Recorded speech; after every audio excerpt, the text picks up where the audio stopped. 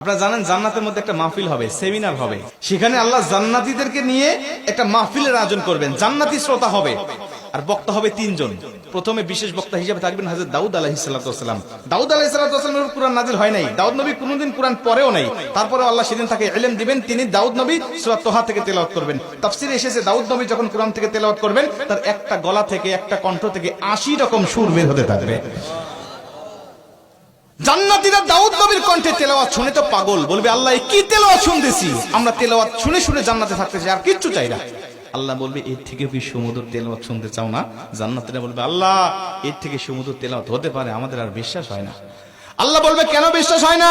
দাউদ নবীর উপরে কোরআন নাজিল হয় নাই, দাউদ নবী কোরআনের জন্য মার খায় নাই। যে নবীর উপরে কোরআন নাজিল করেছি, যে নবী কোরআনের জন্য মার খেয়েছে, দাঁত শহীদ করেছে, মাথার হেলমেট ভেঙেছে, উহুদের প্রান্তরে রক্তক্ষরণ করেছে, ওই নবীর কণ্ঠ থেকে কোরআনের তেলাওয়াত শোনো কেমন সুমধুর শোনা যায়।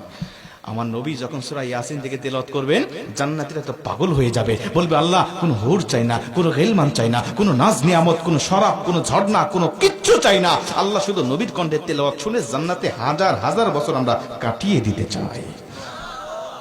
আল্লাহ বলবে জান্নাতি এর থেকেও কি সুমধুর তেলাওয়াত তোমরা শুনতে চাও না? জান্নাতীরা বলবে আল্লাহ এর থেকে সুমধুর তেলাওয়াত হতে পারে, এটা আমাদের আর বিশ্বাসই হয় না।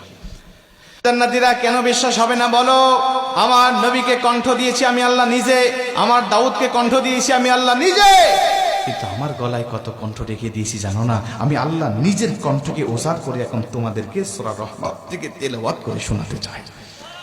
আমার আল্লাহ সেদিন টান দিবেন সূরা রহমান থেকে, আর রহমান বলবেন না, তিনি আনার রহমান বলে টান দিবেন। আমি রহমান, যে রহমানের কথা দুনিয়াতে তোমরা শুনেছো, যে রহমানের ভয়ে দুনিয়াতে পাপ থেকে বিরত ছিলে, যে রহমানের ভয়ে তাহাজ্জুদের ওয়াক্তে দাঁড়িয়ে চোখের পানি বিসর্জন দিয়ে নামাজ আদায় করেছো, যে রহমানের ভয়ে সারাটা দিন রোজা রেখেছো, যে রহমানের ভয়ে তোমরা সত্যের পক্ষে চলেছো, ওই রহমান আর কেউ নয়, আনার রহমান, আমি রহমান বলে আমার আল্লাহ